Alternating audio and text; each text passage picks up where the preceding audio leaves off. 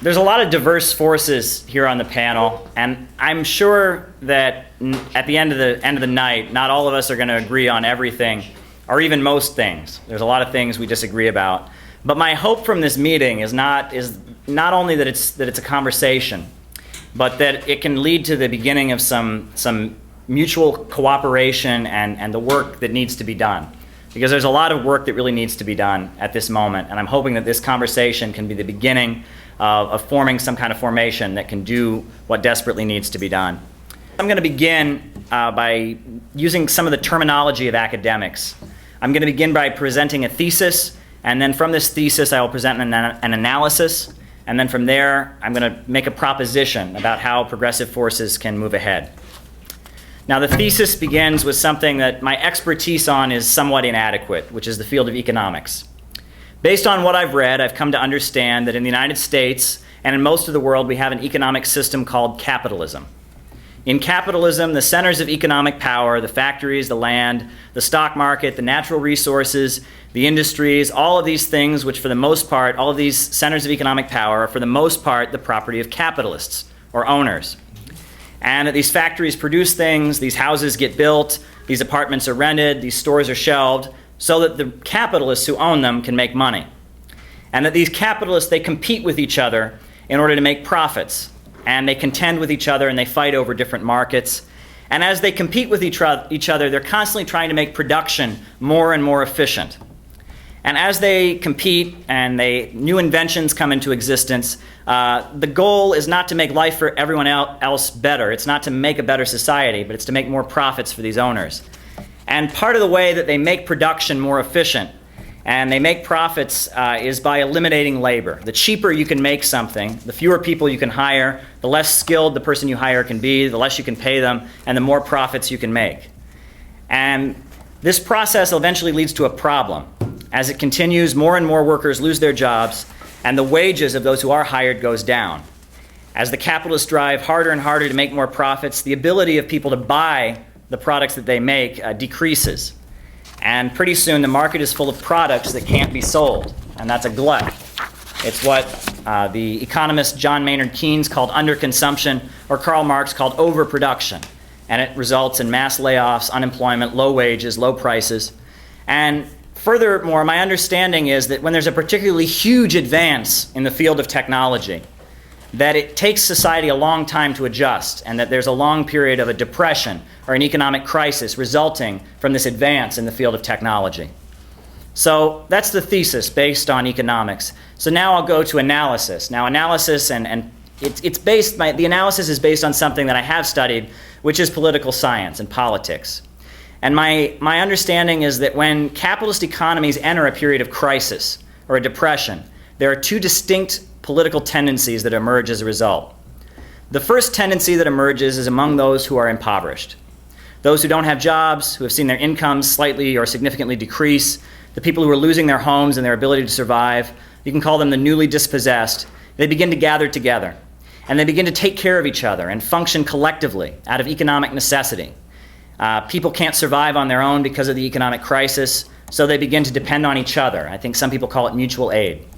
And eventually these combinations or groupings of people who have been cast out of the economy, they move from simply being mutual aid and cooperation to actually making demands on the power structure.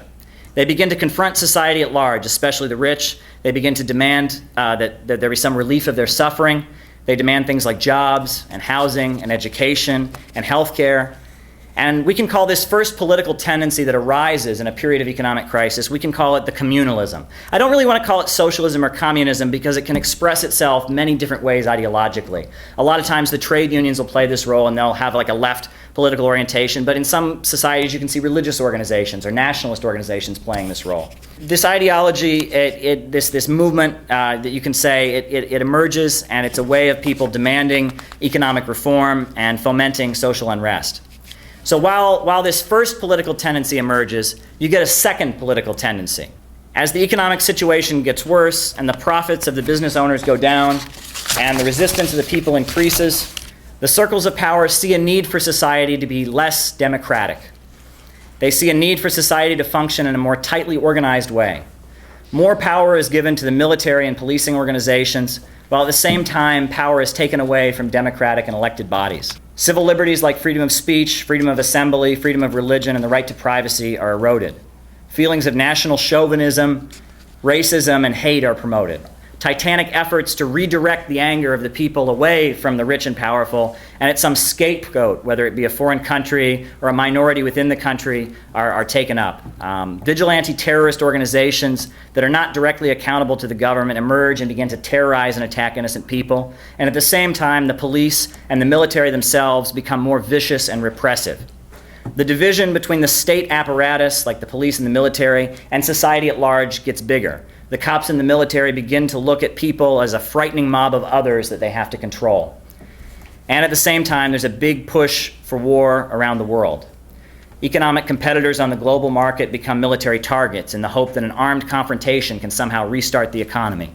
And I think the second tendency that emerges in a period of economic crisis, you can call it fascism. It calls itself many different things, but I think we can all agree that it's fascism. These ideas that I'm expressing are not basically new. They've been said by economists and political analysts over the last 100 years. But what I contend is that the computer revolution has advanced technology to such efficient levels that the entire world economy is kind of shaking as a result.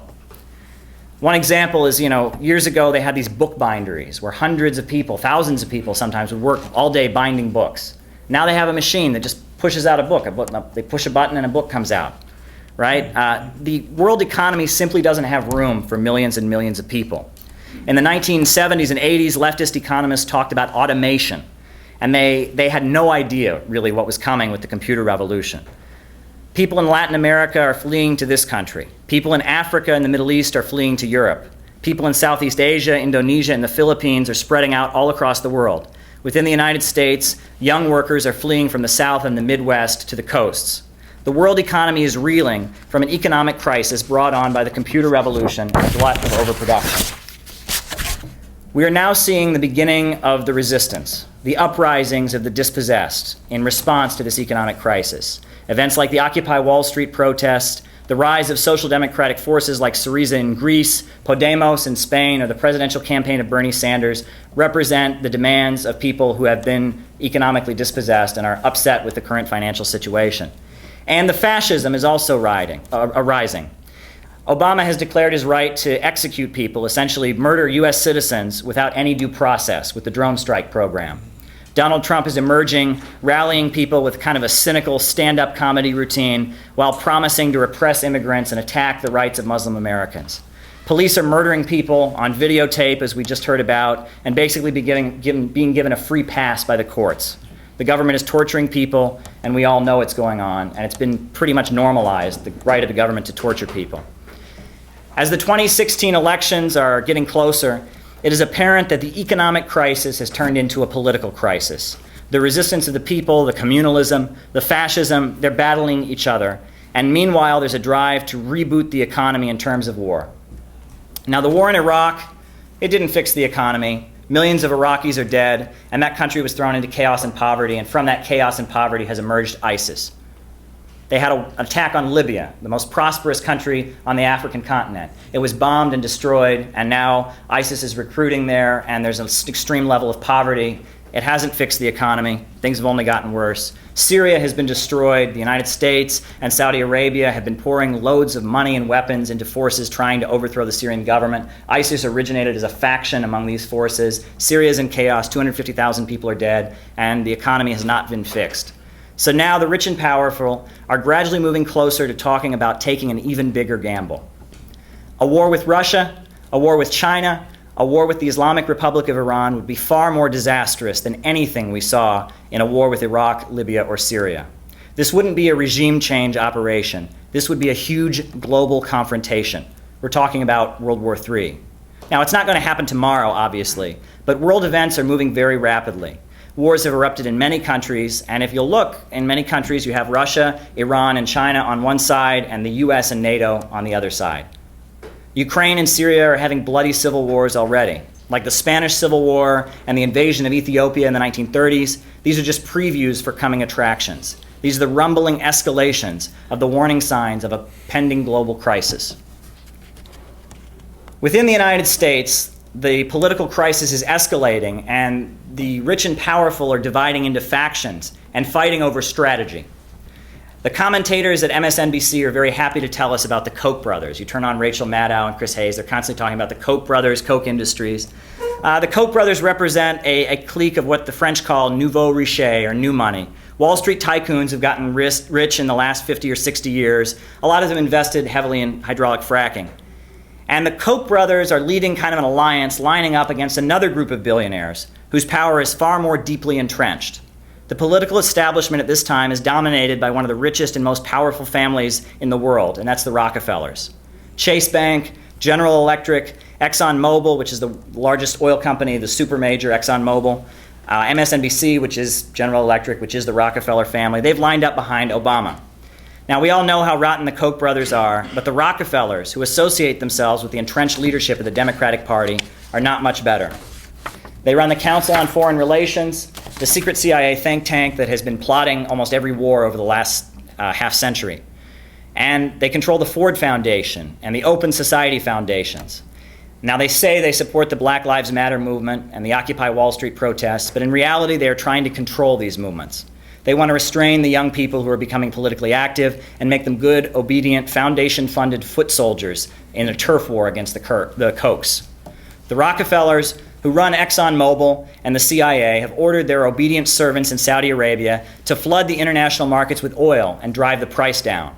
They are hoping to foment a political crisis in Iran, in Russia, and in Venezuela by cash-starving these countries. Russia, Venezuela, and Iran all have independent economies centered around public control of oil and natural gas.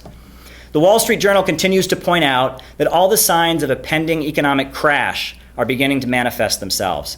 The stock market is reeking and moaning, and it's not because of China. They constantly like to tell us it's because of China that the economy is collapsing. But the reality is that the price of oil, the price of natural gas, the price of steel, and the price of copper, and the price of almost every valued commodity is dropping. The global apparatus of production has become so efficient that there is essentially too much of things, and the prices are dropping. It's a global crisis of overproduction.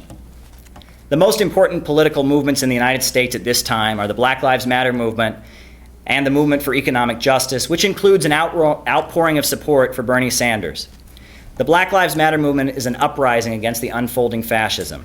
The prison industrial complex, the use of policing agencies and prisons as a kind of stimulant for the economy, has come down hard on the African American community, and 1,000 times harder than on anyone else. Cops are terrorizing young black people on a daily basis in their schools, in their neighborhoods, and everywhere else. Imprisonment or mass incarceration is turning human misery and the destruction of the human spirit into a way to make cheap profits.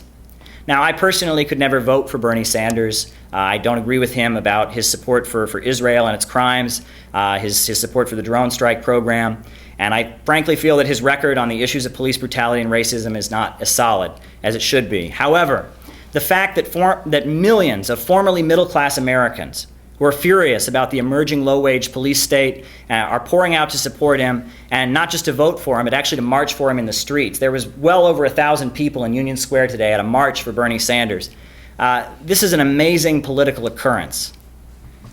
However, both of these mass movements, the outpouring for economic justice and the Black Lives Matter movement, face a sinister internal threat. The Ford Foundation, which has sponsored and gone as far as to just pay for these huge Black Lives Matter conferences, is desperately trying to control and co-opt this uprising. They want to remold it based on the kind of movement for CIA color revolutions that they've staged around the world with the help of George Soros and others.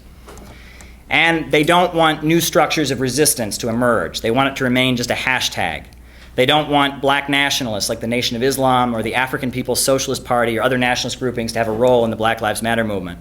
And furthermore, the Rockefellers also want to transform the millions of Americans who now call themselves socialists into obedient Democrats. They've kind of given up on espousing, they've given up on trying to tell people capitalism is good. So now they're trying to transform the concept of socialism into a classless version of Donald Trump's Make America Great Again.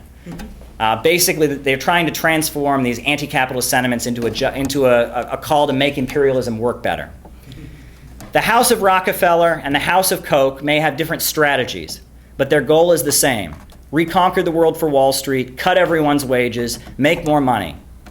Did anyone notice during the Democratic debates, Martin O'Malley talked about something that was actually in the Democratic platform back in 2008.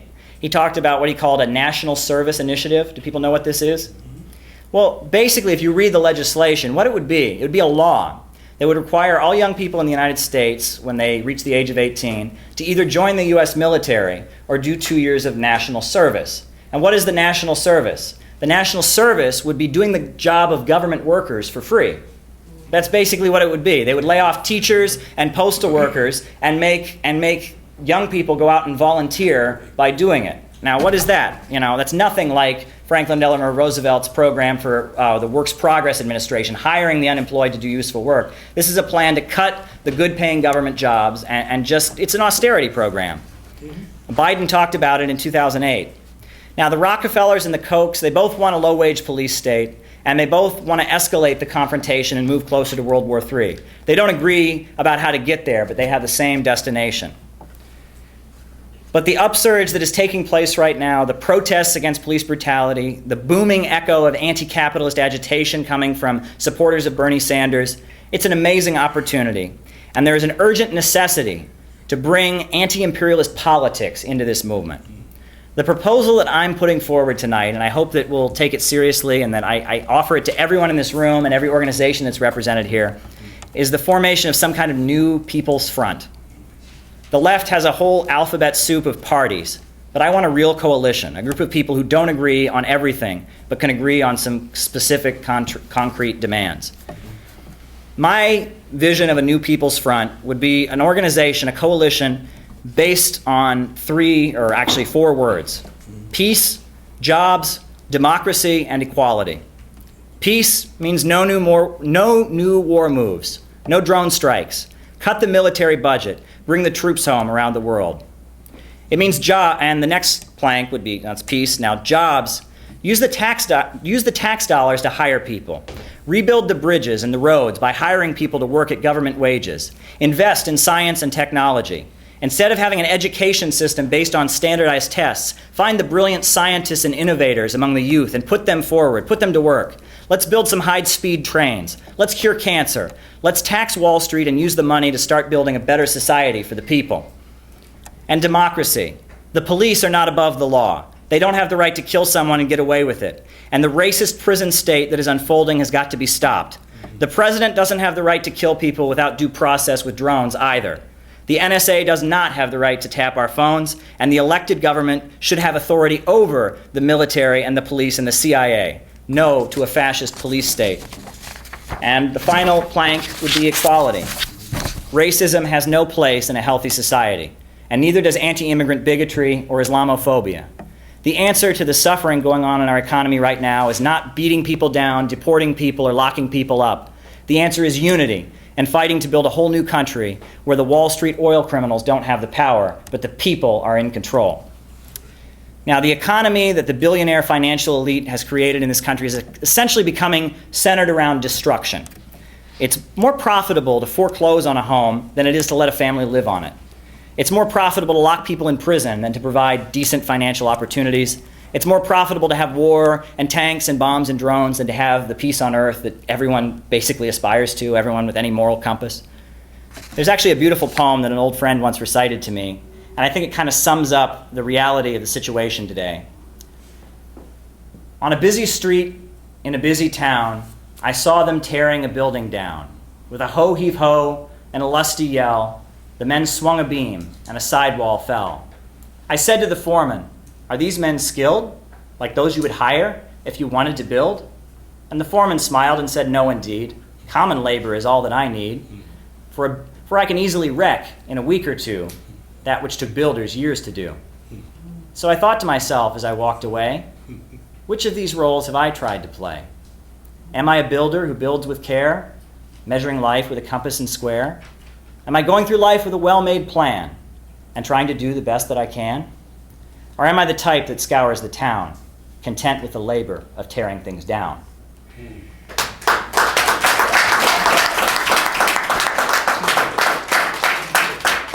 I've been an activist for almost a decade now. I'm young. I don't have very much experience, but I think it's time to start building a movement to reject Wall Street and its plans to turn this country into a low-wage police state. It's time to start building a movement that can stop the danger looming over the human race, the ominous threat of World War III. It's time to start building a movement that says human life comes first, not the profits of some cannibal banker. It's time to start building a movement that can transform this upsurge of primitive anger into a boiling movement for an entire new country. I want a new People's Front that is open to anyone, no matter what their political perspective or ideology, anyone who is ready to fight for peace, jobs, democracy, and equality. I want a new People's Front that includes artists, thinkers, scientists, and innovators. I want a new People's Front that can include black nationalism, one of the most important movements in this country. I want a new People's Front that can unleash the youth to do amazing things, take bold risks, and struggle like never before. This is my proposal to everyone at this gathering, and frankly, everyone in the world who is concerned about the dangerous state of affairs on the global stage. And this is the proposal that I hope everyone in this room and every person in this room can begin to consider, and at the end of the night, we can get something going. So that's what I have to say. So, on that note, our next speaker is representing AccuEvolve, and I must say, I don't think there's a progressive meeting in this city that goes on without Sumumba being there. I don't think that they exist. I've heard about some of them, but I think they're kind of urban legends. So I'm going to give Sumumba the floor to make some comments. My name is Sumumba Sobokwe. I'm the co-founder and one of the creators of AccuEvolve, which is a group within Occupy Wall Street. And basically, we started because we felt the movement needed to include more of our elders and more so-called people of color, African people, other people, LGBTQ, working class, poor people. And we felt like at a certain point in Occupy Wall Street, those voices weren't being heard. So we've been doing action since 2012. We've done about 150 actions since 2012. We're the last remaining open meeting, open space group that still does action, that still does outreach, that still coordinates with different movements across the city. And we're very proud and happy to be invited here. We're also very proud to be working with Brother John Denny with the Stop Staples campaign, as well as with the Laundry Workers Center, who are working with the Free Mahoma Lopez and others that are struggling against Broad Kitchen, that was known as Hot and Crusty. We've been involved with the Black Lives Matter movement. We were one of the first groups to go out there and actually occupy and do a sing and die-in in front of Fox News last year, as well as in Grand Central. And we also occupy Wall Street because we said the problem is still on Wall Street. And we may be a little different than some groups out there because we actually believe in mass incarceration, but of Wall Street and the bankers. Usually that usually works with people. Thank you guys. All right. So I wanted to say, I know there's a lot of panelists here, so I won't be too long. I want to say that politics is really nothing but concentrated economics. If you look at the city that we live in, and we don't have to go to Syria or Greece or Iceland or anywhere else to talk about what imperialism and capitalism looks like. According to an article, and I wish I can pull it up, but my phone is charging right now. There was an article that came out recently that said you need to make at least $43 an hour to afford an apartment in Manhattan. Okay. I believe, I could be wrong on this figure, but I understand that you need at least $23 an hour to live in an apartment in the Bronx, if you don't know people. So these are manifestations of capitalism. I don't always speak on my politics in terms of what I believe in terms of the ism. I consider myself a socialist. I could never be a capitalist because capitalism was born off my ancestors' blood. You know, we had a big argument at Occupy Wall Street and AccuEvolve. We were talking about so-called, and I hate the term people of color, but I guess we have to use it. But we were talking about that issue of black and brown people. And it finally got to a point where, you know, I said, do you know that we're actually on, like, we meet at 60 Wall Street every Friday. We've been having open meetings since, February 24th, 2012. And he said, you know, like now we're standing or sitting right on top of dead Africans who couldn't be buried anywhere else in the city. Do you realize that at 68 Wall Street is where they had this, where they actually created the stock market, the the Buttonwood Agreement was based on stocks, was based on cotton, based off the stock cotton trade that eventually the Buttonwood Agreement turned into what is the New York City Stock Exchange. At 10 Wall Street, there was the African slave market where slaves were sold, the second largest slave port in North America, behind Charleston. So how could I, as a person of African descent, ever be a capitalist? I can't be. That doesn't mean I don't want to have the necessities that I need to live. I live in a homeless shelter right now. But the way that capitalism works is they are paying, the city is paying almost $4,000 to a private capitalist nonprofit group to have this shelter. I think for $4,000, almost $4,000, I can get me an apartment somewhere, even if it's a shithole somewhere, right? But there's no profit in that. So I feel it when all these big terms and stuff like that, like on a real personal level, a lot of us in this city, and some of us that no longer can even afford to live in this city, are experiencing the effects of capitalism. But it's the way that we talk about it to people, I think, that's going to help build this new front that the brother is talking about. And when I hear words like economic crash, somebody that's like homeless and broke and poor, like crash, like it done crash. What else can they really do to us? Expose us to the elements, that's about it. Move us out to planks and living out past the Rockaways out in the Atlantic Ocean. I hope that it's where it's not going. But I wanted to say that things like broken windows are basically, we've always said this, we came out with demands and we fell out with some people in Black Lives Matter and some people in other movements, which I won't even talk about tonight, when we came out and said, where are the demands? Well, we felt like one of the main demands, and we've developed the concept. We came up with 10 demands. I won't read all of them, but one of the demands that we came up with was, of course, fire not only Pantaleo, not only Peter Liang, but also Richard Haste. All of these individuals should be fired immediately. That's one thing. One thing we also realized that California has actually banned the grand jury system. Did you know that? They actually banned the grand jury system. Maybe we need to look at that. And they made sure that people can film the police while they're in public. We're supposed to have that right, but we don't always have that right. We didn't have that right with Ramsey Orta. Well, we even see that he's being now attacked for that. Those are two things that happened. We also want to ban the 48-hour rule. You guys know what the 48-hour rule is? A cop has 48 hours before he or she can report what he or she did in terms of killing somebody, beating somebody up. That also needs to something that no group is really following up on that. That's something that we're looking at doing. So it's very, very important. Exactly. So I want to say that. So when we look at police brutality and murder of black, brown, and poor people is also related to, in Eric Garner's case, the broken windows policy. Sooner or later, that area, Staten Island, they're going to gentrify. They're already starting to gentrify it. So we say broken windows is a tax on everyone. From getting a petty ticket for parking your car in the streets or walking through the trains to getting the life choked out of you. And we say it's a tax on the people versus a tax on Wall Street. Now, if I go to places that may not be black or brown in the city, and I talk about Eric Garner, and I talk about Romali Graham. Now, unfortunately, that may not resonate with some people, but if I talk about, actually broken windows is when you just got that $200 ticket for double parking your car idling right there, then people can relate to that. So as we talk about these issues, and you need $43 an hour really to live in Manhattan, most people can relate to that, even people we may not consider allies. So these are things that we need to talk about. Also, we talked with the Staples campaign.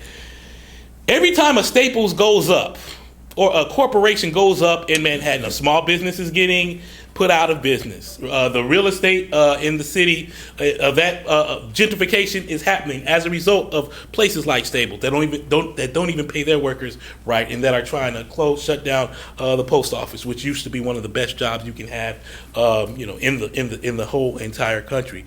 So the struggles that we're talking about, if we raise them in the right way, and I really like what you brought up with the peace, jobs, democracy, and equality. We're gonna put this up for proposal at ActiVolve next Friday, and I'm almost sure that we'll pass it. I think that we really need to be able to just break things down and make things basic and fundamental. And one thing that we felt in Occupy Wall Street that didn't happen, that should have happened, is that we got to make sure that we still have space for brown and black people to have self-determination, reparations, and other things that have helped build this country. There's enough resources for everyone. There's enough food for everyone. But there's not a profit margin when the world, when those at the 1% are always looking for a profit. So it's very, very important that we know what type of language that we need to speak. We live in the epicenter of capitalism. This is capitalism. Who lives in Manhattan? Does anybody live in Manhattan here? Okay, well, you guys are blessed, or fortunate, or lucky, or you know somebody. But most of us, 2 or 3 years from now, you may not be able to live in Manhattan. So I want to say in closing, I just want to put out a little blurb. There's also another group in Occupy Wall Street called Occupy Alternative Banking. We're doing a 4-part series of real estate in Manhattan. And tomorrow we're going to be talking about the business of real estate in Manhattan. It's tomorrow it starts at 2 o'clock. And it is at 409, room 409, 118th Amsterdam on Columbia University's campus. So if you want to come out and support that, talk to me afterwards. I can give you more information. You can also go to our website. You probably have a flyer with the May Day flyer that we're saying the rent is too high and the wages are too low. And I'll never forget the march we did May Day last year. There was these hipsters or somebody was just kind of looking at us crazy and this and that. And we held up the sign and said, okay, yeah, we can relate to that sign. The rent is too high and the wages are too low. So this was just another example of, if we talk about like how capitalism manifests itself without even having to use some of these words that may stir people, I think that we may be able to push this movement further along and really mean what the 99% really means and what it really means to us, what it really means to all the people. So I just want to thank you all for having me come. I want to thank Brother Caleb for having me here, and I'm hoping that we can have a fruitful discussion when all the panelists are done. So next we're going to hear from Chris Rieth, who is a representative of the Tax Wall Street Party. And I went to the demonstration that the Tax Wall Street Party had against the war moves against Russia during the UN General Assembly. I was very impressed with the politics that I heard there. So they have a great program. So I hear from Chris Rieth from the Tax Wall Street Party. The Tax Wall Street Party came out of the United Front Against Austerity, which was pretty much a response to Occupy Wall Street and kind of the failure, I would say, of a lot of what happened there. So in October 2012, we got together for our first meeting, and we decided on a program. So we have a programmatic approach to this. We want to tax Wall Street on their trades. Bernie Sanders has called it a speculation tax. He wants it particularly for colleges, but we're saying use it for everything. Use it for schools, use it for hospitals. If they're talking about cutting the budget, be like, don't cut the schools, cut Wall Street. They don't need all these profits.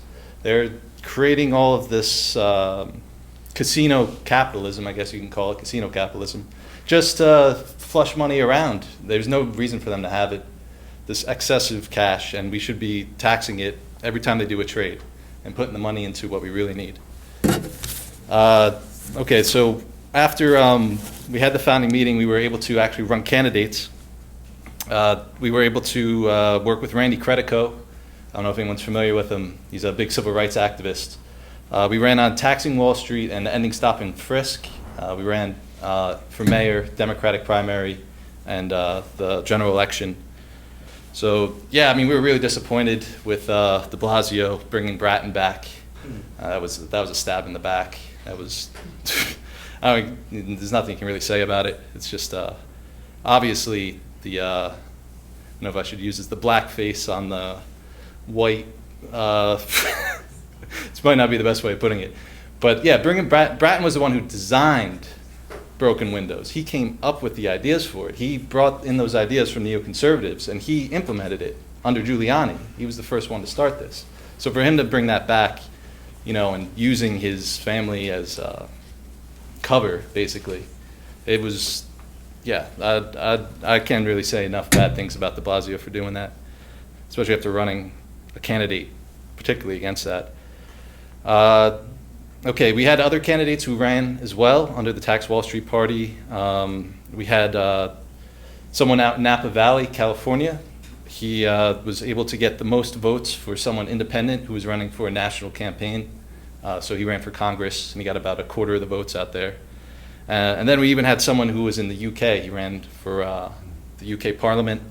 And he was talking about nationalizing the Bank of England, a very radical platform. And then, lo and behold, Jeremy Corbyn comes up telling the Labour Party, we need to nationalize the Bank of England, basically. Corbynomics, or whatever. All right. So the UFAA is an international organization. We have members in Greece, Russia, England.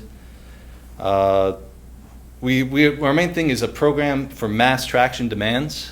We want to unite classes together, unite different groups, people who work in different areas. Our main focus on the bourgeois, or the capitalists, is finance capital. We believe that they are the ones who we have to go after first. We really can't recalibrate society in any way as long as they're still the ones who control money and credit and loans and all those things. So yeah, part of the demand is Wall Street sales tax. We call it that to make sense to the average person so they can grasp it in a minute, because we all pay sales taxes and they hardly pay anything on their trading. It's a very small thing. So we can tax, we're saying at 1% as a demand. And that's, so there's no cuts, no austerity, no sequestration, no whatever term they want to call it. You know, no cuts to food stamps, no cuts to Social Security. Doesn't matter if it's a Democrat or a Republican, there's no cuts. On a further level, we want to nationalize the Federal Reserve System. We believe that the Federal Reserve should be used as a credit system for the people and for national reserve. The Federal Reserve right now is basically, it's supplementing Wall Street. It's allowing them to continue to bounce the ball and keep their game going indefinitely, because it gives them cheap credit, basically gives them free money. So we're saying we need to seize the Federal Reserve, and we need to be able to use it for the things that we want to create. We need to take that credit creation device, mechanism, and use it for the people. Then we also want to bring an end to free trade. We believe that the companies in the United States, they are obviously going abroad, and they're just using cheap labor around the world. So we say that we should have trade tariffs in the United States, but then we also suggest it for other countries so they can develop on their own to as far as a degree as they can. And there would still be trade, but it would be under a regulated system where we don't exploit labor, we don't exploit environments around the world, and we're able to work together instead of exploit each other, basically. Okay, so I have a couple programmatic points for this meeting. If you could tell me if you guys agree. I know this is the drive against fascism and war. So one of the programmatic points that we have is to call for, since we're in New York City, we have the UN, so we can go tell the diplomats over there and go tell them what we think. So we should be calling for now a closing of the Jarablus corridor, which is an area in northern Syria between Turkey and Syria. It's about 60 miles stretch. And it's basically where a lot of the supplies, a lot of the troops, a lot of whatever for ISIS is coming through into Syria. So you can look on a map. A lot of times they'll draw the areas that are controlled by ISIS. You'll see a lot of this goes through this area in northwest Syria. Mm-hmm. And right now we have a lot of countries fighting over there, but they aren't trying to close this corridor. And this is a major misstep by everyone. That's because the corridor goes to Turkey. Yes, well, yeah. A NATO member. Oh, yeah, yeah. Member of NATO. Yeah, Erdogan, he's essentially using ISIS and all these Islamists as a proxy force to topple the Syrian government. Basically wants to carve up these countries into little bits, like they've already done in Libya, and try to do in Egypt. So yeah, we should be, as a point, we should be saying, calling for a closing of this corridor, telling them that if you're really fighting ISIS, if you're really fighting these extreme people who are beheading basically doing the worst possible crimes you can imagine. If you're really against this, then make sure that they don't have supplies. Make sure that they don't have more personnel coming in. It's something that should be called for. It's something that should be done. Why it's not being done, anyone can speculate. That is one of the points. We have to tell the UN, tell the people at the UN, we need to shut down the Drablus corridor. If you really want to fight ISIS, this is what you have to do. Cut it out. Make sure that they don't get any more weapons, no more personnel. Then the Syrian Arab Army can fight. They can continue bombing them, and then we can wipe out this threat to this country that's been fighting for, I don't even know how long, 5 years, against probably some of the worst type of people you can imagine. So now turning to our domestic issues, I think it's the question of Hillary or Trump, who's going to become president. I think that's still up in the air. I don't know what's going to happen. Hopefully Trump doesn't get the nomination. Hopefully Hillary doesn't get the nomination. From our analysis in the United Front Against Austerity, Tax Wall Street Party, we believe that he is a fascist threat. He actually is taking he learned from fascism and he's applying it to the United States. He really is. He's trying to organize groups the same way that Mussolini did, same way that Hitler did. And he went to go to, he had a veterans meeting? I mean, that's one of the groups that they try to co-opt when they're being fascist, when they're trying to create a fascist state. So, I mean, there's a lot of indicators, his rhetoric. He doesn't actually have any policy. He actually says, I could do it. Just believe in me. And it's all nonsense. So, yeah, we need to denounce Trump. We need to, for his violence, his racism, and his attempt to seize state power. With Trump, it's basically anytime you see a new fascist gang pop up, if you see people trying to seize land for some kind of shady thing, you don't really understand it, some weird explanation that they have, that's probably a fascist gang. That's probably some group that's trying to just seize power and trying to turn people towards a more right-wing ideology that they can eventually implement. They can meet in the middle if Trump becomes president. So he's someone who we have to watch out for, and he's someone who we should, as a programmatic point, denounce Trump at all turns, uncover anything that he does that we can, the best thing to do is make him look weak. That's his one thing. So we have to make him look weak. We have to uncover any sort of shady. Supposedly his ex-wife said that he kept a book by Hitler on his bedside. So, he's pretty much already there. Okay, so yeah, sorry. Okay, so a couple more things that the UFA did. Caleb brought up before.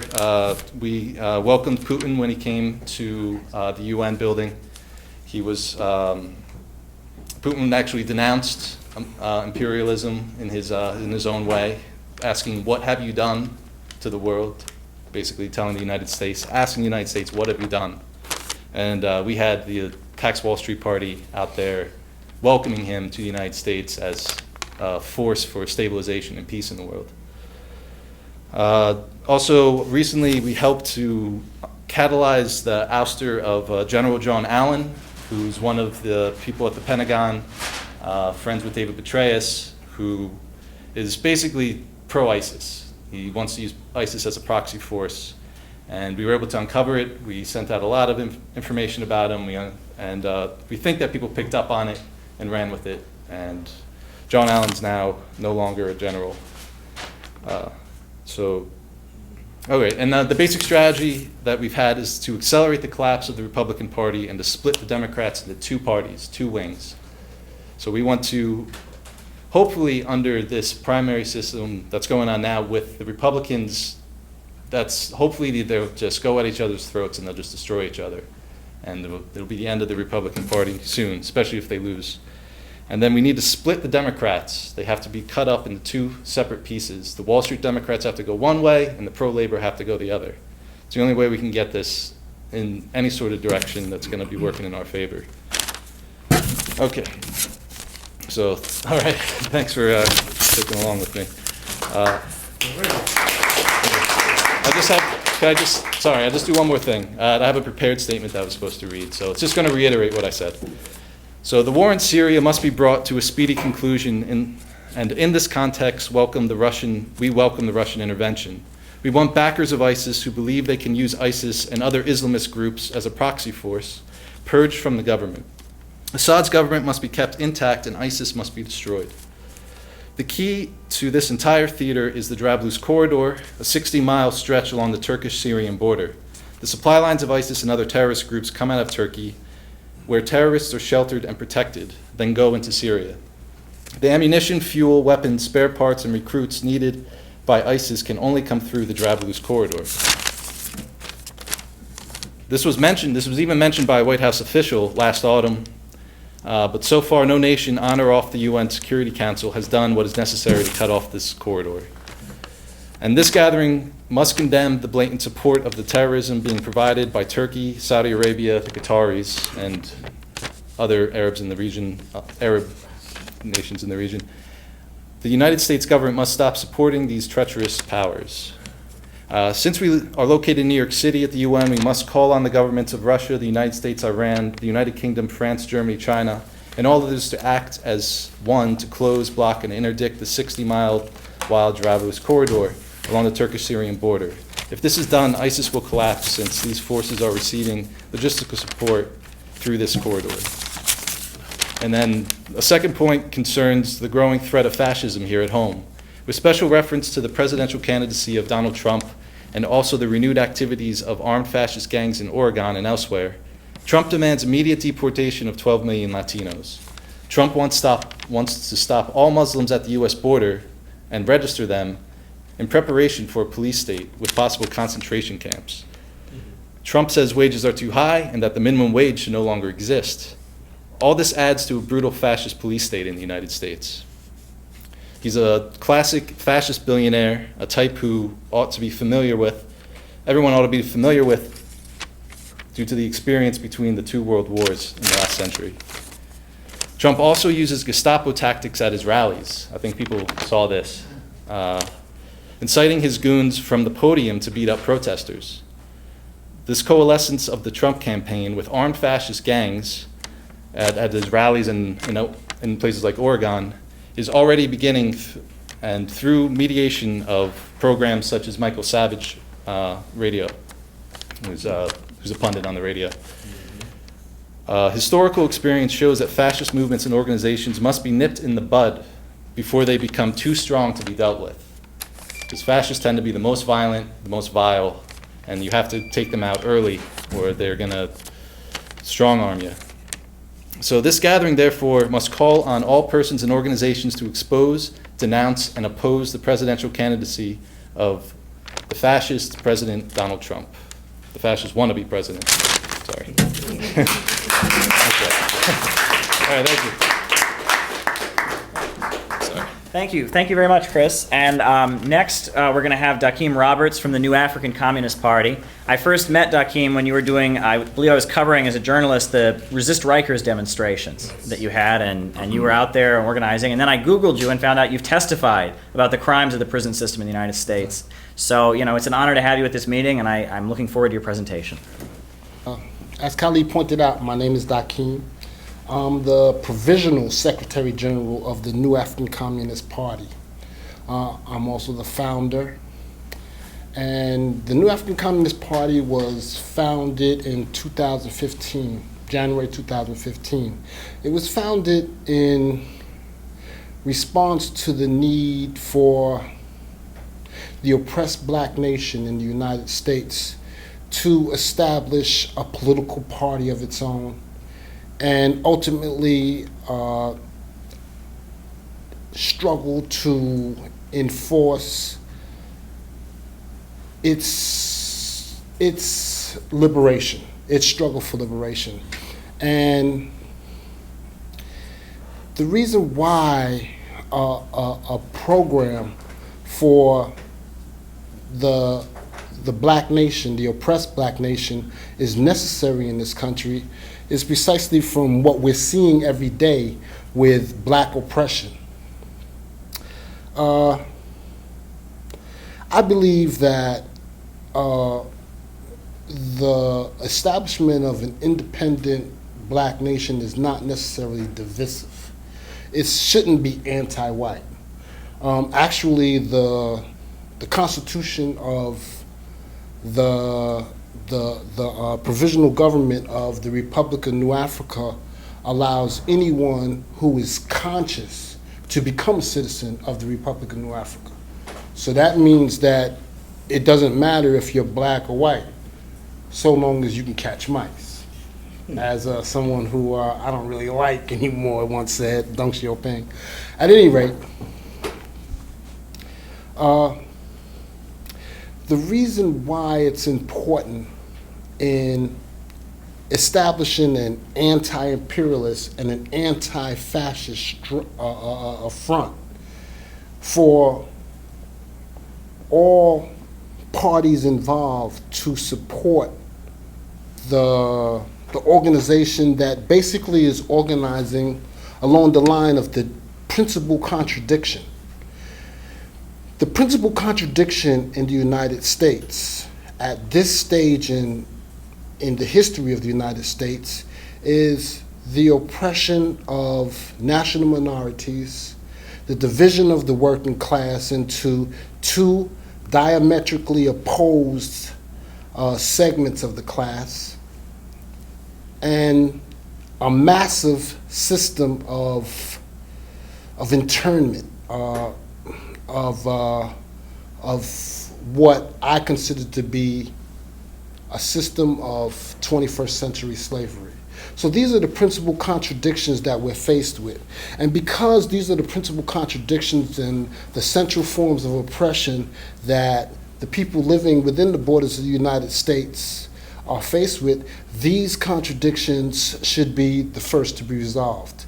And the reason is because if you bypass the principal contradiction and go on to the secondary contradictions, for instance, in the working class in the United States, you have these great divisions. You have a lumpenized segment of the class.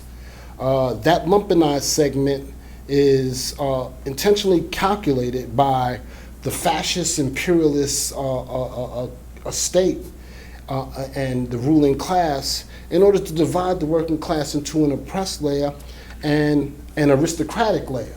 So what you have for the most part is a labor aristocracy and a lumpenized segment of the society, and these great divisions in the working class is what causes the division in the class and doesn't allow the class to actually organize itself and become an independent, functioning entity that can cooperate on a multinational level. And this is why we have to acknowledge that the principal contradiction in the United States remains national oppression and fascism. So once you acknowledge that the principal contradiction in the United States is national oppression and is used to divide the working class into a national group and a labor elite that is responsible for the actual oppression of the oppressed segment of the working class, we realize that to resolve this contradiction, we have to organize where the problem exists, which is the oppressed layers of society. And the most oppressed layers of society are national minorities in the United States. So any fascist front, any anti-fascist, anti-imperialist front has to organize around the most oppressed segment of society, because this is the chief contradiction in American society. So when we apply a dialectical method to the political and organizational tendencies in the United States, we see the only way to resolve this issue is through supporting a national liberation struggle for blacks and Latinos, which would internalize the contradictions in the working class and force them to contend with their oppressor. So this would actually reconcile the split that in the working class between the lumpenized segment and the labor aristocracy. Now, it's not necessarily that well defined in that, you can't just say, well, all people in the labor aristocracy are white Americans. That's absolutely untrue. You have segments of the labor aristocracy in this country that are black, that are Latino.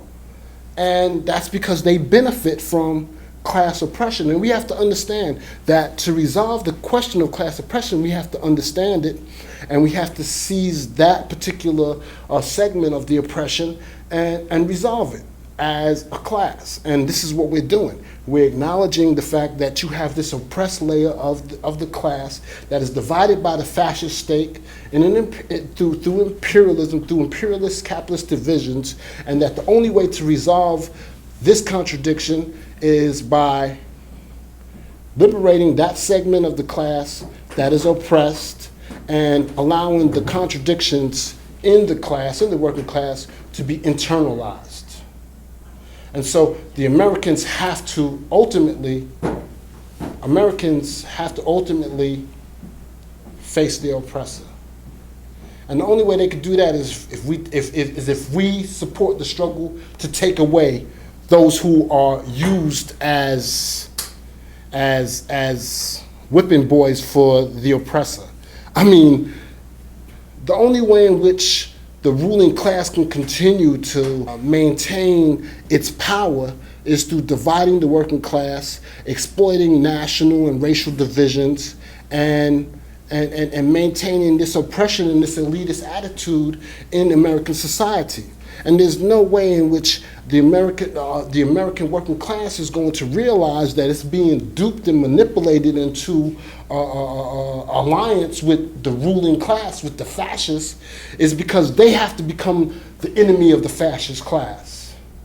And they have to be made to realize through the true dynamics of class struggle that the ruling class, the fascists, the capitalists, are actually their enemies as much as they are our enemies. And although our struggle is not only class but national, but it's also a class struggle in alliance with the American working class. And this is why I would seek and reach out to all progressive and revolutionary Americans to support a national liberation struggle along the lines of the right of the oppressed black nation in the United States to establish a land base through reparations, whether it's granted by the US government or we take it.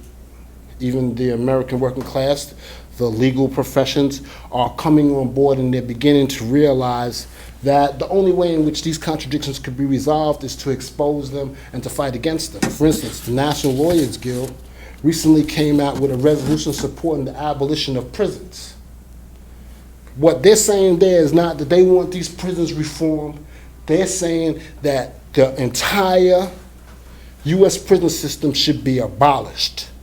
And they're saying that because there's over 2.2 million people currently incarcerated, that comprises fully 1/4 of all the prisoners on earth, and that there are 7 million people in the United States that are under some form of correctional control, which means either prison, parole, probation. So this is a system of oppression that's massive, that uses prisons to enslave people. And a middle-of-the-road centrist organization like the National Lawyers Guild has denounced the prison industrial complex as a slave system. And so the resolution is clear that you abolish slavery, and that by abolishing the prison slave industrial complex, you're abolishing slavery. And slavery is a 21st century phenomena, and it still exists, and it's constitutional. You'll find it under the 13th Amendment. So what I'm saying to you is that the US is a criminal regime that is now being charged with genocide. The African People's Socialist Party has put forward a resolution charging before the UN and other international bodies the government of the United States with the crime of genocide. The death of Eric Garner, the death of hundreds of thousands of blacks. Not only death, but the mass incarceration, which is a form of birth control. I can tell you that. Yeah, mass incarceration, the economic disparities in our communities. What we have found is that under the theses of the 7 hoods is that there are 7 neighborhoods that are responsible for 75% of the entire prison population in the state of New York. And that in certain neighborhoods per capita, in for instance Queens, there are 5 arrests per 100,000. While in certain neighborhoods in the Bronx and Manhattan, there are 500 arrests per 100,000. This disparity is a formula for oppression, enslavement. These areas are slave hunting grounds as far as I can see and as far as I understand. And slavery under international law has been condemned through the Universal Declaration of Human Rights. And this is another charge that I have personally brought against the United States in an international, which wasn't acknowledged. And I would like you also to know that in 1951, we charged the government of the United States with genocide. And although 50 copies of the document were distributed to different segments of the international community, not a single document was filed. In my recollection, Paul Robeson, who was one of the couriers, he was blacklisted. W.B. Du Bois was exiled. William Patterson was placed under every type of repressive measure that you could place a person. But I'm saying all of the individuals who were involved were in some way repressed. And so the charge for the crime of genocide against the United States is something that's moving forward. And I actually have a copy of the petition. If you'd like to review it and or sign it, you can do that anytime you like. But that charge is going forward. And it's in collaboration with the African People's Socialist Party, the New African People's Party, and various other organizations that are charging or preparing to charge the United States with the crime of genocide. So my point in desiring a revolutionary front among progressive and revolutionary and socialist organizations that can operate and that will acknowledge the fact that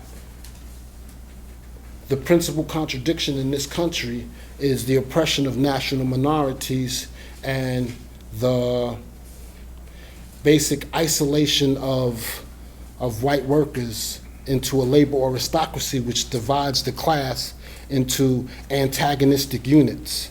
And that the only way in which we can unite is if the white working class, along with black nationals, support the struggle for black national liberation as an anti-fascist, anti-imperialist front organization. This is necessary because, as I say, the primary contradiction lies with national oppression in this country. And so any front would have to acknowledge the primacy of our struggle. And so that would be my position with regards to a national liberation front.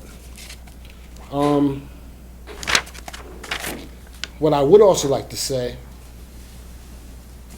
with regard to someone like, presidential candidates like Donald Trump, I believe that electing someone like Trump would actually increase the contradictions. Yeah. Trump is a fascist. He's racist. I mean, remember his full-page ad on the Central Park 5, those poor boys that were put in jail for years, and they were innocent. And he was trying to get them killed. I mean, this man is a fascist, and I mean, he may be funny. I post his videos, I laugh at what he's saying all the time, but he's dead serious. And his organizing and all the things he's doing would create such divisions in such a stark form that I believe that he could actually lead people to realize and become conscious that a revolution is necessary. So I'm not saying vote for Donald Trump. I'm not saying that at all. You know, I'm just saying let him win. Let him win. You know, let him close the borders. Let him attack Russia. Let him do all of that fascist, militaristic, scumbag shit that he's been talking for a while, and let him expose the contradictions of American capital. Because I believe he'll keep it real, and I believe that those divisions, and this was a strategy back in the 60s to let Nixon win. The big problem is that his butt was so corrupt that he had to resign before, you know, people could really realize, because when Nixon was in power, there was a strong division of forces. I mean, everyone was organized against Nixon because we realized this dude was a mad bomber, a murderer, a killer who had no regard. He created the first drug war. So with somebody like that in power, it draws a stark distinction as to what really democracy is. And you begin, and it exposes the ruling classes weak, tender underbelly. And this is what we should be trying to do. Expose their weak, tender underbelly, and let the people know that this is what you're contending with. So although we're not supporting or voting for someone like Trump or even Hillary, and definitely not Bernie, but, because Bernie is slick, he's a fascist. But by having somebody like that in power, we actually bring out the contradictions in raw emphasis. And it may be the best strategy, because I think it would unify people that would never be unified, because this guy he is a fascist. This is what fascism is. This is the face of fascism. The reason why I'm saying that is because here you have a man that's a monopoly capitalist, openly, clearly known, and he's never held political office, but he's seeking political office to consolidate monopoly capitalist power in the hands of him and his cronies. So this is the true face of fascism in its highest, most developed and stable form. And so when we have that, we can take it. We have a tangible, feasible individual who can be placed under attack and exposed, and ultimately we can seize power in the name of the people, whether it's through a national liberation or whether it's through a front, an organized front. But all organized front are always a front for a central organization. And so we have to understand that if we're going to all cooperate and we all want the liberation of our class and our people, that we're going to have to acknowledge that those divisions have to be emphasized and increased and exploited, those divisions, and that we have to work around those divisions because they're there. And so this is how I believe that a national front has to operate, that we use the principal and primary contradictions that exist in American society. We develop based on them, and we organize around the role of those contradictions, and we ultimately seize power. Bottom line. But I believe that this is what we can do so long as we can expose those contradictions, and I believe that we can seize power. So in ending, I'm just going to say that in order to have a united front, you have to understand what we're struggling towards, why, and I mean, fronts don't exist for no reason. They exist towards a specific cause, and I don't believe that that it could be done through peaceful or through through simple multinational struggle. I believe that the contradictions have to be brought out in raw emphasis, and that those contradictions have to be resolved by liberating that segment of society that suffers the most oppression, and internalizing the contradictions. And the only way we can internalize that contradictions if they don't have that population to exploit and oppress anymore. Imagine if there wasn't 2 million people producing cheap commodities in the prison slave industrial complex, or even that segment of the population that is being used in order to assure that competition goes forward in certain areas, and that competition is avoided in other areas. So this is the purpose of this type of complex, and its role in the class dynamics of American society. And so this is what I want you to understand, that the only way in which we're going to be able to bring out those contradictions is if there's that type of struggle that would intensify the contradictions in certain areas and would develop the struggle to its ultimate fruition. So I'd like to thank you. Slavery was never abolished in the United States. It's very simply evolved into an economic system that we see today. For instance, in 1865, when Lincoln and his cohorts rewrote the Constitution, it was actually based on the Northwest Ordinance and the Constitution of 1777 in Vermont.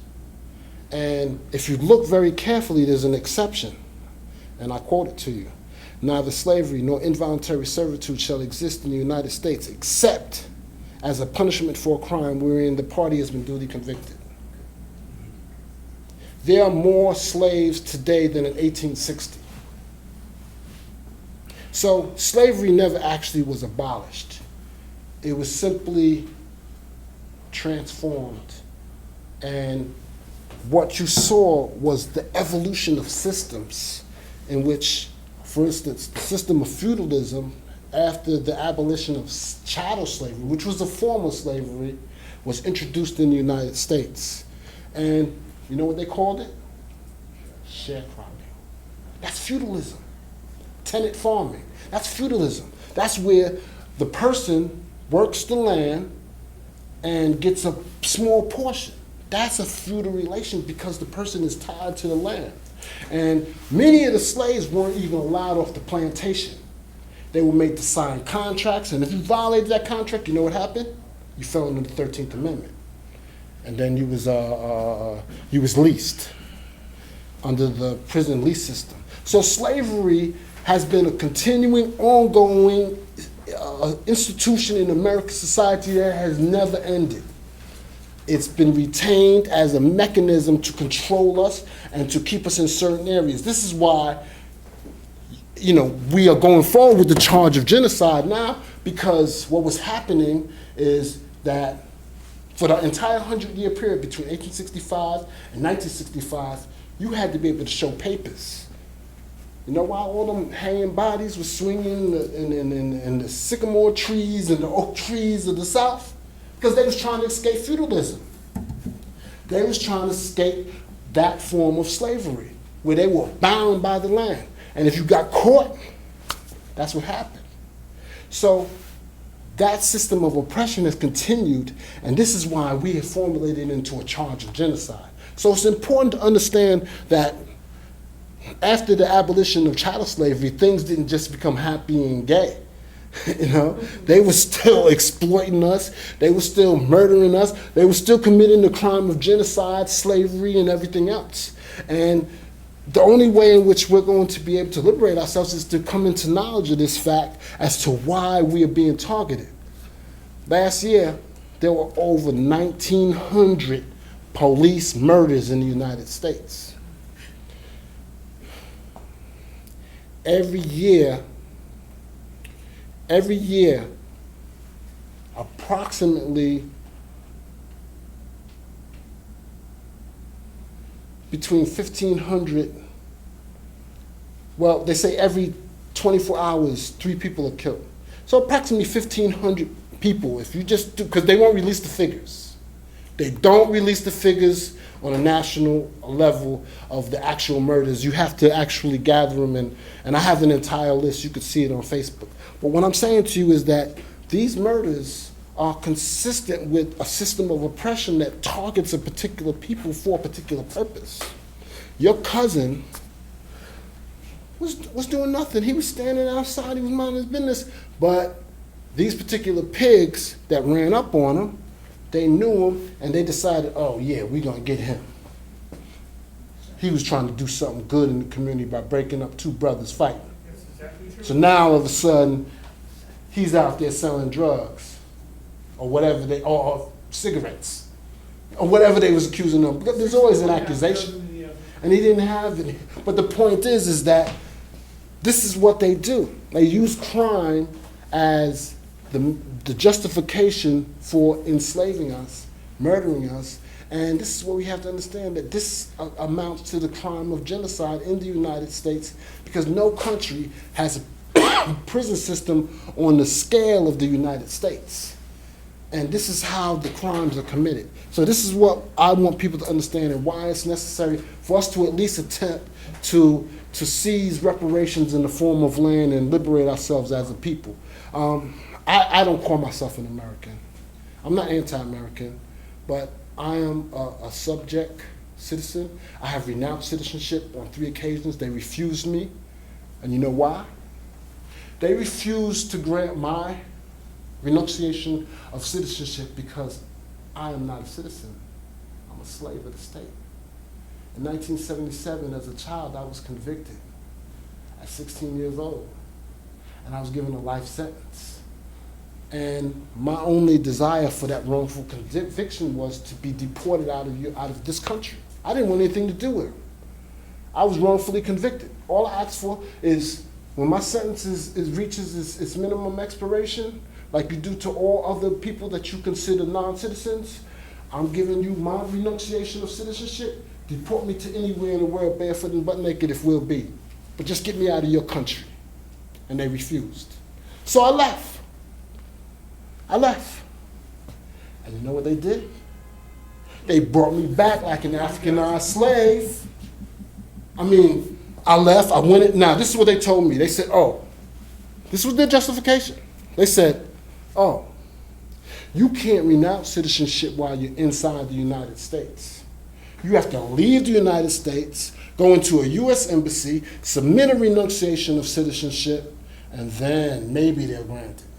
I did that. I went into the embassy in Belize. I submitted my renunciation. And they got down with the Belizean government, which is a colonial government, and they snatched me, put me in a deep, dark cell with rats and all kinds of creatures, you know. And the next day, they had me on a plane back to the United States. According to Juan Mendez, who did an analysis on the U.S. prison system, many systems he wasn't allowed, and many correctional facilities he wasn't allowed in, but anything over 15 days is torture. So that means that after I was returned to the United States, they put me in a hole for 90 days. And that means that they returned me in violation of non-refoulement laws to be tortured in a Yankee dungeon. And since that time, I have not recognized the United States, the parole authorities. I'm technically a maroon. I'm a runaway slave because I have life under the false conviction, even though I've been out for 16 years. And I perhaps worked for one of the largest legal agencies in the state of New York. But the thing is that they won't never let me be free. So, as a maroon slave, you know, in the tradition of any rebel slave, I refuse to allow myself to be enslaved by a system that has continued slavery into the 21st century. I refuse, you know, and that's why I take the position I take, because we're not free in America, and I know I'm not free, you know, and I've tried everything, even leaving this country. You know, and so they forced me to return and fight. I have no choice. You know, it's either that or return to their dungeons. And they've tried to kill me more than once, even as a child. They tried to have me raped. They did it. And if you understand the circumstance of what they tried to do, then you know that they targeted me for this as a child, because at the time they were targeting a lot of black children, the twins. There's a lot of children. Even one guy, I can't remember his name, but he's a well-known brother. He's still in solitary confinement to this day, even though he's flatlined and never had a single misbehavior report in like 15 years. I'm trying to remember his name, but he was actually, you know, that's one of the things, all them blows to the head. But he was the one they claim was responsible for changing the age of criminal responsibility from 16 to 13. I don't know if you remember, but at the time it was affecting a lot of youth at the time, and I was in that dragnet.